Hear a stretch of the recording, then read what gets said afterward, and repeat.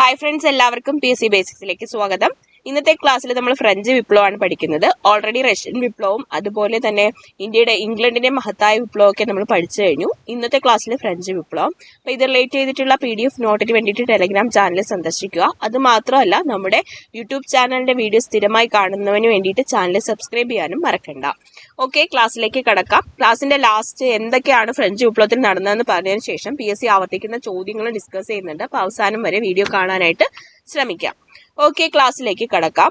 ബോർബൻ രാജാക്കന്മാരുടെ ഏകാധിപത്യ ഭരണത്തിനെതിരെയും ഉപരിവർഗത്തിന്റെ ജന്മിത്തത്തിനെതിരെയും സാമ്പത്തിക സാമൂഹിക അസമത്വത്തിനെതിരെയും 18ാം നൂറ്റാണ്ടില് ഫ്രാൻസിൽ ആരംഭിച്ച രാഷ്ട്രീയ സാമൂഹിക കലാപമാണ് ഫ്രഞ്ച് വിപ്ലവം. അപ്പോ നമ്മുടെ ഫ്രഞ്ച് വിപ്ലവ സമയത്ത് ഏത് നൂറ്റാണ്ടിലായിരുന്നു?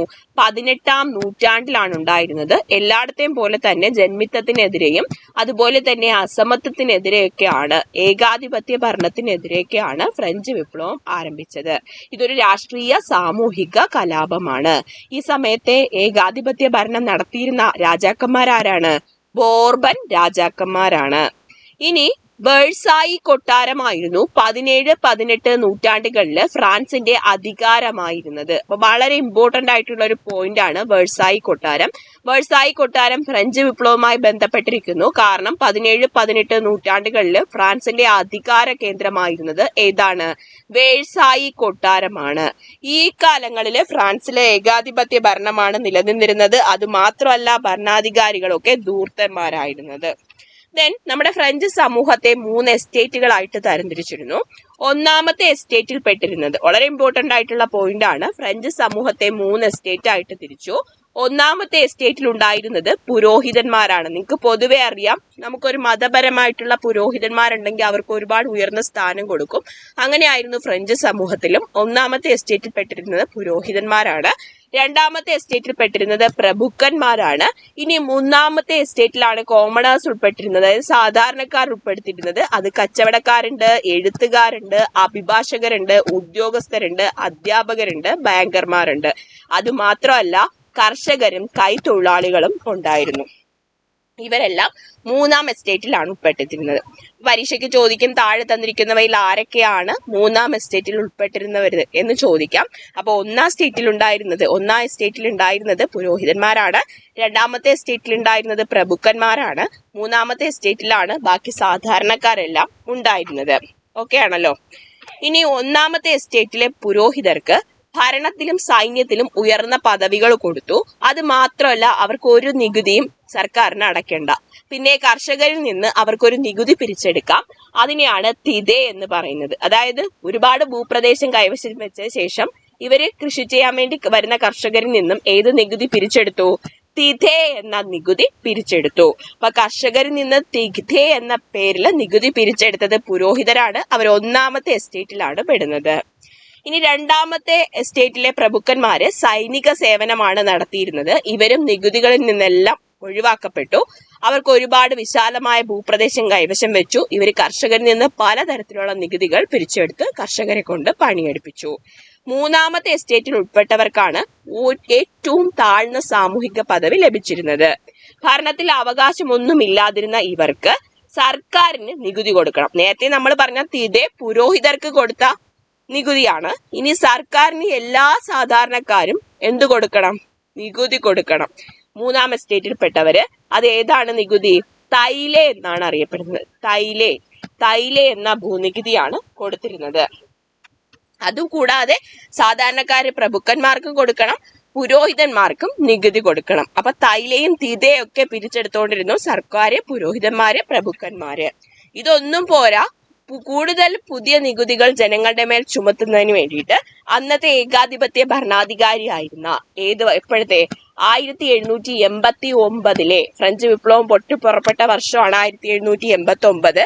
ഈ 1789 ലൂയി 16 ജനപ്രതിനിധി സഭയായ സ്റ്റേറ്റ് ജനറൽ വിളിച്ചു ചേർത്തു. അപ്പൊ ലൂയി 16 ഫ്രഞ്ച് വിപ്ലവത്തിന്റെ രാജാവ്, ആ സമയത്തെ രാജാവ്.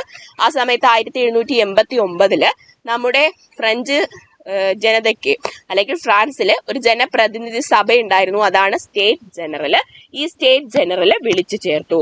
നമ്മുടെ സമൂഹത്തിൽ എന്ന പോലെ സ്റ്റേറ്റ് ജനറലിനും 3 എസ്റ്റേറ്റുകളുണ്ട്. അതിൽ കുറച്ച് അംഗങ്ങളും ഉണ്ട്.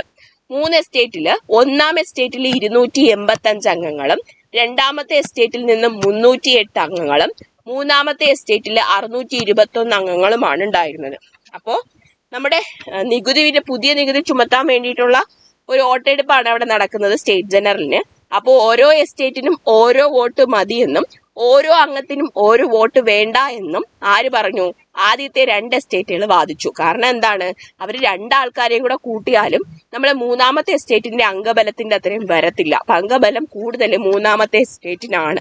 അപ്പൊ അതുകൊണ്ട് എന്ത് ചെയ്തു? മൂന്നാം എസ്റ്റേറ്റുകാരെ ആരെതിർത്തു? ഒന്നാം എസ്റ്റേറ്റും 2ാം എസ്റ്റേറ്റും എതിർത്തു. പക്ഷെ നമ്മുടെ മൂന്നാം എസ്റ്റേറ്റുകാർ വിട്ടുകൊടുത്തില്ല. മൂന്നാം എസ്റ്റേറ്റിൽ ആൾക്കാർ പറഞ്ഞു, അവർ കോമൺസ് ആണ്, സാധാരണക്കാരാണ്. അവർ പറഞ്ഞു ഓരോ അംഗത്തിനും ഓരോ വോട്ട് തന്നെ വേണമെന്ന് അവർ പറഞ്ഞു. വോട്ട് ചെയ്യുന്നതിലെ ഈ ഒരു തർക്കം തുടരവേ തങ്ങളാണ് ഫ്രാൻസിലെ ദേശീയ അസംബ്ലി എന്ന് മൂന്നാമത്തെ എസ്റ്റേറ്റ് പ്രഖ്യാപിച്ചു. അപ്പോ തങ്ങളാണ് ഫ്രാൻസിലെ ദേശീയ അസംബ്ലി എന്ന് പ്രഖ്യാപിച്ചത് ആരാണ്? മൂന്നാമത്തെ എസ്റ്റേറ്റ് ആണ്. എന്നിട്ട് അവർ അടുത്തുള്ള ഒരു ടെന്നീസ് കോർട്ടിൽ സമ്മേളിക്കുകയും ഫ്രാൻസിനായി ഒരു ഭരണഘടന തയ്യാറാക്കിയ ശേഷം മാത്രമേ പിരിയുകയുള്ളൂ എന്നും പ്രതിജ്ഞ ചെയ്തു. ഇതാണ് ടെന്നീസ് കോർട്ട് പ്രതിജ്ഞ. അപ്പൊ ടെന്നീസ് കോർട്ട് പ്രതിജ്ഞ എന്താണ്? നമ്മുടെ എന്താണ്, ഓരോ അംഗത്തിനും ഓരോ വോട്ട് കിട്ടുന്നെങ്കിൽ മാത്രമേ സ്റ്റേറ്റ് ജനറലിൽ എന്ത് ചെയ്യത്തുള്ളൂ? വോട്ട് ചെയ്യത്തുള്ളൂ. അല്ലെങ്കിൽ നമ്മളാണ് ഫ്രാൻസിലെ ദേശീയ അസംബ്ലി എന്ന് ആര് പ്രഖ്യാപിച്ചു? മൂന്നാമത്തെ എസ്റ്റേറ്റ് പ്രഖ്യാപിച്ചതിന് ശേഷം മൂന്നാമത്തെ എസ്റ്റേറ്റുകാരെല്ലാം ഫ്രാൻസിന് ഒരു ഭരണഘടന തയ്യാറാക്കിയ ശേഷം മാത്രമേ പിരിയുകയുള്ളൂ എന്ന് പറഞ്ഞ് ഒരു ടെന്നീസ് കോർട്ടിൽ സമ്മേളിച്ചു. ഇതിനെയാണ് ടെന്നീസ് കോർട്ട് പ്രതിജ്ഞ എന്ന് പറയുന്നത്. പരീക്ഷയ്ക്ക് ചോദിക്കാറുണ്ട്, ടെന്നീസ് കോർട്ട് പ്രതിജ്ഞ എന്തുമായി ബന്ധപ്പെട്ടിരിക്കുന്നു? ഫ്രഞ്ച് വിപ്ലവവുമായിട്ടാണ് ബന്ധപ്പെട്ടിരിക്കുന്നത്. ഓക്കെ, 1789 ലൂയി 16 സമയത്താണ് ഇതൊക്കെ നടക്കുന്നത്. 1789 ജൂലൈ 14 സ്വാതന്ത്ര്യം, സമത്വം, സാഹോദര്യം എന്നീ മുദ്രാവാക്യങ്ങൾ മുഴക്കിക്കൊണ്ട് വിപ്ലവകാരികൾ ബോർബൻ രാജവാഴ്ചയുടെ പ്രതീകമായിരുന്ന ബാസ്റ്റിൽ ജയിൽ തകർത്തു. ഈ സംഭവം ഫ്രഞ്ച് വിപ്ലവത്തിന്റെ ആരംഭമായി കണക്കാക്കുന്നു. അപ്പൊ ഫ്രഞ്ച് വിപ്ലവം ആരംഭിച്ചത് എന്നാണ്? 1789 ജൂലൈ 14 അതിൽ വിപ്ലവകാരികള് നമ്മുടെ ബോർബൻ രാജവാഴ്ചയുടെ പ്രതീകമായിരുന്ന ബാസ്റ്റിൽ ജയിൽ തകർത്തു. എന്നാണ്? 1789 ജൂലൈ 14. വിപ്ലവകാരികൾ മുഴക്കിയ മുദ്രാവാക്യം ഏതാണ്? സ്വാതന്ത്ര്യം, സമത്വം, സാഹോദര്യം എന്നതാണ്. 1789 ഓഗസ്റ്റ് 12 ഫ്രഞ്ച് ദേശീയ അസംബ്ലി മനുഷ്യാവകാശ പ്രഖ്യാപനം പാസാക്കി. ഫ്രഞ്ച് ചിന്തകനായ റൂസോയുടെ ആശയമായ എല്ലാ മനുഷ്യരും തുല്യരും സ്വതന്ത്രരുമാണ്. അപ്പോൾ എല്ലാ മനുഷ്യരും തുല്യരും സ്വതന്ത്രരുമാണ്. ജനങ്ങളാണ് പരമാധികാരികൾ. ജനങ്ങളുടെ താല്പര്യത്തിന്റെ പ്രതിഫലനമാണ് നിയമങ്ങൾ. ജനങ്ങൾ നേരിട്ടോ തങ്ങളുടെ പ്രതിനിധികളിലൂടെയോ അതിൽ പങ്കാളികളാകുന്നു എന്നൊക്കെ മനുഷ്യാവകാശ പ്രഖ്യാപനം ലോകത്തോട് വിളംബരം ചെയ്തു. ആര്? റൂസോയുടെ ആശയമാണ്. ഇത് നമ്മുടെ ഫ്രഞ്ച് ദേശീയ അസംബ്ലി മനുഷ്യാവകാശ പ്രഖ്യാപനം പാസാക്കിയതിൽ വരുന്നതാണ്. 1789 ഓഗസ്റ്റ് 12 ഫ്രഞ്ച് ദേശീയ അസംബ്ലി മനുഷ്യാവകാശ പ്രഖ്യാപനം പാസാക്കിയത്. 1789 ഒക്ടോബറിൽ പാരീസ് നഗരത്തിലെ ആയിരക്കണക്കിന് സ്ത്രീകൾ ഭക്ഷണം വേണം എന്ന മുദ്രാവാക്യവുമായിട്ട് വേഴ്സായി കൊട്ടാരത്തിലേക്ക് പ്രകടനം നടത്തി. 1789 ഒക്ടോബറിൽ പാരീസ് നഗരത്തിലെ ആയിരക്കണക്കിന് സ്ത്രീകള് ഭക്ഷണം വേണമെന്ന മുദ്രാവാക്യവുമായിട്ട് വേഴ്സായി കൊട്ടാരത്തിലേക്ക് പ്രകടനം നടത്തി. 1792 സെപ്റ്റംബറിൽ 3 വർഷത്തിന് ശേഷം 1792 സെപ്റ്റംബറിൽ പുതുതായി രൂപവൽക്കരിച്ച ഭരണഘടന അനുസരിച്ച് തെരഞ്ഞെടുക്കപ്പെട്ട ദേശീയ കൺവെൻഷൻ ഫ്രാൻസിനെ ഒരു റിപ്പബ്ലിക് ആയിട്ട് പ്രഖ്യാപിച്ചു. എന്നാണ്? 1792 സെപ്റ്റംബറിൽ. രാജവാഴ്ചയെ ഒഴിവാക്കിക്കൊണ്ടുള്ള ഭരണ രീതി എന്നായിരുന്നു റിപ്പബ്ലിക് എന്നതുകൊണ്ട് അവർ ഉദ്ദേശിച്ചത്. ഓക്കെ ആണല്ലോ. ഇനി നമ്മൾ പറയാൻ പോകുന്നത് ഫ്രഞ്ച് വിപ്ലവവുമായി ബന്ധപ്പെട്ട് PSC ചോദിച്ചിട്ടുള്ള ക്വസ്റ്റ്യൻ ആണ്. ഫ്രഞ്ച് വിപ്ലവത്തിന് നാന്ദി കുറിച്ചുകൊണ്ട് 1789 ജൂൺ 20 നടന്ന സംഭവം ഏതാണ്? ടെന്നീസ് കോർട്ട് പ്രതിജ്ഞയാണ്. സ്വന്തമായിട്ട് അവര് ദേശീയ അസംബ്ലി ആണെന്നൊക്കെ പ്രഖ്യാപിച്ചുകൊണ്ട് ഒരു ടെന്നീസ് കോർട്ടിൽ നടത്തിയ പ്രതിജ്ഞയാണ് ടെന്നീസ് കോർട്ട് പ്രതിജ്ഞ. 1789 ജൂൺ 20 സംഭവം നടന്നത്. 1789 ജൂലൈ 14 ഫ്രഞ്ച് വിപ്ലവത്തിന്റെ തുടക്കം കുറിച്ച സംഭവം ഏതാണ്? ജനങ്ങൾ ബാസ്റ്റിൽ കോട്ട എന്ന ജയിൽ തകർത്തതാണ്. ബോർബൻ ഇതിന്റെ പ്രതീകമാണ് ബാസ്റ്റിൽ കോട്ട എന്ന് പറയുന്നത്. ഇത് 1789 ജൂലൈ 14 ഫ്രഞ്ച് വിപ്ലവത്തിന്റെ തുടക്കം കുറിച്ച സംഭവമാണ് ബാസ്റ്റിൽ കോട്ട എന്ന ജയിൽ തകർത്തത്. ഫ്രഞ്ച് വിപ്ലവ കാലത്ത്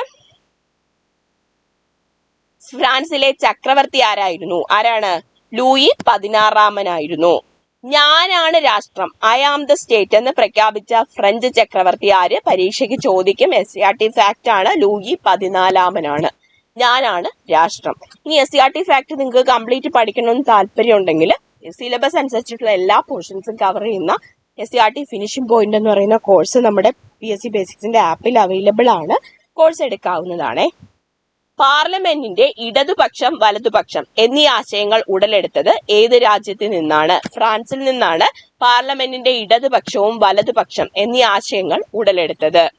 ലൂയി 16 കുപ്രസിദ്ധയായ ഭാര്യ ആരായിരുന്നു? മെരിയ അന്റോനെറ്റ് ആണ്. മെരിയ അന്റോനെറ്റ് ആണ് ലൂയി 16 കുപ്രസിദ്ധമായ ഭാര്യ. പ്രസിദ്ധമായ മനുഷ്യാവകാശ പ്രഖ്യാപനം ഫ്രഞ്ച് നാഷണൽ അസംബ്ലി പാസാക്കിയത് എന്നാണ്? 1789 ഫ്രഞ്ച് വിപ്ലവം ലോകത്തിന് നൽകിയ ഏറ്റവും പ്രധാന സംഭാവനയായ 3 ആശയങ്ങൾ ഏതൊക്കെയാണ്? സ്വാതന്ത്ര്യം, സമത്വം, സാഹോദര്യം. ഫ്രഞ്ച് വിപ്ലവ കാലത്ത് വിപ്ലവ വിരുദ്ധരെ വകവരുത്താൻ ഉപയോഗിച്ച ഉപകരണമാണ് ഗില്ലറ്റിൻ. മറക്കരുത്, ഗില്ലറ്റിൻ ഫ്രഞ്ച് വിപ്ലവ കാലത്ത് വിപ്ലവ വിരുദ്ധരെ വകവരുത്താൻ ഉപയോഗിച്ചിരുന്ന ഉപകരണമാണ്. ഫ്രഞ്ച് വിപ്ലവത്തിന്റെ പ്രവാചകൻ എന്നറിയപ്പെടുന്നത് റൂസോയാണ്. ഫ്രഞ്ച് വിപ്ലവത്തിന്റെ പ്രവാചകൻ എന്നറിയപ്പെട്ടത് റൂസോയാണ്. മനുഷ്യൻ സ്വതന്ത്രനായാണ് ജനിക്കുന്നത്, എന്നാൽ എല്ലായിടത്തും അവൻ ചങ്ങലകളിലാണ്. ആരുടെ വാക്കുകളാണ്? റൂസോയുടെ വാക്കുകളാണ്. മനുഷ്യൻ സ്വതന്ത്രനായാണ് ജനിക്കുന്നത്, എന്നാൽ എല്ലായിടത്തും അവൻ ചങ്ങലകളിലാണ്. ആരുടെ വാക്കുകൾ? റൂസോയുടെ വാക്കുകൾ.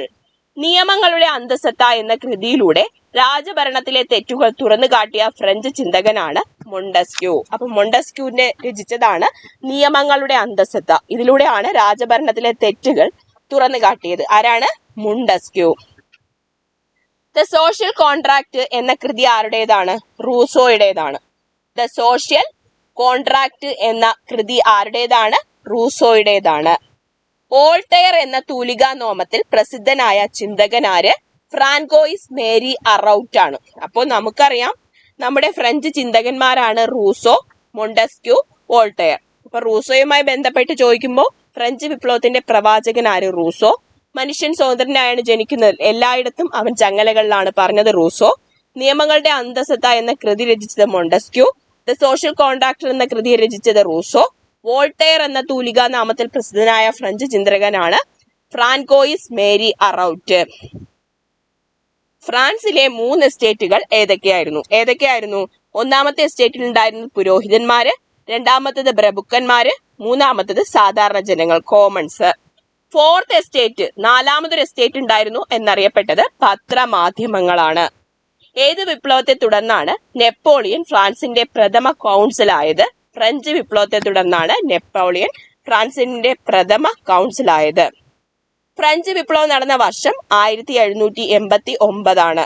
പടവാളിനേക്കാൾ ശക്തിയുള്ളത് തൂലിക എന്ന് തെളിയിച്ച വിപ്ലവമാണ് ഏത്? ഫ്രഞ്ച് വിപ്ലവം. ഈ റൂസോയും മൊണ്ടസ്ക്യൂ ഒക്കെ വഴിയാണ് പടവാളിനേക്കാൾ ശക്തിയുള്ളതാണ് തൂലിക എന്ന് തെളിയിച്ചത്. നെപ്പോളിയൻ ഫ്രഞ്ച് ചക്രവർത്തിയായി സ്ഥാനമേറ്റ സ്ഥലമാണ് നോത്രഡാം കത്തീഡ്രൽ. നോത്രഡാം കത്തീഡ്രൽ വെച്ചിട്ടാണ് നെപ്പോളിയൻ ഫ്രഞ്ച് ചക്രവർത്തിയായിട്ട് സ്ഥാനമേറ്റത്. വിപ്ലവങ്ങളുടെ മാതാവ് എന്നറിയപ്പെടുന്നത് ഫ്രഞ്ച് വിപ്ലവമാണ്. റൂസോ, വോൾട്ടയർ, മൊണ്ടസ്ക്യൂ എന്നിവർ ഏത് വിപ്ലവത്തെയാണ് സ്വാധീനിച്ചത്? ഫ്രഞ്ച് വിപ്ലവത്തെയാണ്. ഫ്രഞ്ച് വിപ്ലവത്തിന്റെ ശിശു എന്നറിയപ്പെടുന്നത് നെപ്പോളിയൻ ബോണപ്പാർട്ടാണ്. Napoleon Bonaparte. ഇനി മേരി അന്റോണിറ്റ്. ആരാണ് മേരി അന്റോണിറ്റ്? ലൂയി 16 ഭാര്യയാണ് മേരി അന്റോണിറ്റ്. വധിക്കപ്പെട്ടത് ഏത് വിപ്ലവത്തെ തുടർന്നാണ്? ഫ്രഞ്ച് വിപ്ലവത്തെ തുടർന്നാണ്. ലൂയി 16 വധിക്കപ്പെട്ടത് ഫ്രഞ്ച് വിപ്ലവത്തെ തുടർന്നാണ്. ചാൾസ് ഡിക്കൻസിന്റെ ടെയിൽ ഓഫ് 2 സിറ്റീസ് എന്ന നോവലിന്റെ പശ്ചാത്തലം ഫ്രഞ്ച് വിപ്ലവമാണ്. ചാൾസ് ഡിക്കൻസിന്റെ ടെയിൽ ഓഫ് 2 സിറ്റീസ് എന്ന നോവലിന്റെ പശ്ചാത്തലം ഫ്രഞ്ച് വിപ്ലവമാണ്. ശാസ്ത്രജ്ഞനായ ലാവോസിയർ വധിക്കപ്പെട്ടത് ഏത് വിപ്ലവകാലത്താണ്? നമുക്കറിയാം കെമിസ്റ്റ് ആണ്. ഫ്രഞ്ച് വിപ്ലവ കാലത്താണ് ലാവോസിയർ വധിക്കപ്പെട്ടത്. ടെന്നീസ് കോർട്ട് പ്രതിജ്ഞ ഏതു വിപ്ലവവുമായി ബന്ധപ്പെട്ടിരിക്കുന്നു? ഫ്രഞ്ച് വിപ്ലവവുമായാണ് ബന്ധപ്പെട്ടിരിക്കുന്നത്. ടെന്നീസ് കോർട്ട് പ്രതിജ്ഞ നടന്ന വർഷം ഏതാണ്? 1789 ഫ്രാൻസിലെ വേഴ്സായി കൊട്ടാരം പണി കഴിപ്പിച്ചത് ആരാണ്? ലൂയി 14 ഫ്രാൻസിലെ വേഴ്സായി കൊട്ടാരം പണി കഴിപ്പിച്ചത് ലൂയി 14 വിപ്ലവാനന്തരം ഫ്രാൻസിന്റെ ആദ്യത്തെ കോൺസുലായിട്ട് അധികാരമേറ്റത് നെപ്പോളിയൻ ആണ്. ഫ്രഞ്ച് വിപ്ലവത്തിന്റെ പിതാവ് എന്നറിയപ്പെട്ടത് വോൾട്ടയർ ആണ്. ഫ്രഞ്ച് വിപ്ലവങ്ങളുടെ മാതാവ് എന്നറിയപ്പെടുന്നത് ഫ്രഞ്ച് വിപ്ലവത്തിന്റെ പിതാവ് എന്നറിയപ്പെട്ടത് വോൾട്ടയർ ആണ്. 61 വർഷക്കാലം ഫ്രാൻസ് ഭരിച്ച വെർസൈൽസിന്റെ നിർമ്മാതാവായ സ്വേച്ഛാധിപതിയായ ഇദ്ദേഹത്തിന്റെ നിരന്തരമായ യുദ്ധങ്ങൾ ഫ്രാൻസിനെ തകർത്തു. ഇദ്ദേഹത്തിന്റെ പേരെന്താണ്? ലൂയി 14 1638 മുതൽ 1715 വരെ ലൂയി 14 ഫ്രാൻസ് ഭരിച്ചത്. ഇത്രയാണ് പ്രധാനപ്പെട്ട ചോദ്യങ്ങൾ. ഇനി ഏതെങ്കിലും ചോദ്യങ്ങൾ പ്രധാനപ്പെട്ടതുണ്ടെങ്കിൽ താഴെ കമന്റ് ചെയ്യാം. അത് മാത്രമല്ല, കൂടുതൽ ക്ലാസ്സുകൾക്ക് വേണ്ടിയിട്ട് ചാനൽ സബ്സ്ക്രൈബ് ചെയ്യാനും മറക്കണ്ട. Thank you all.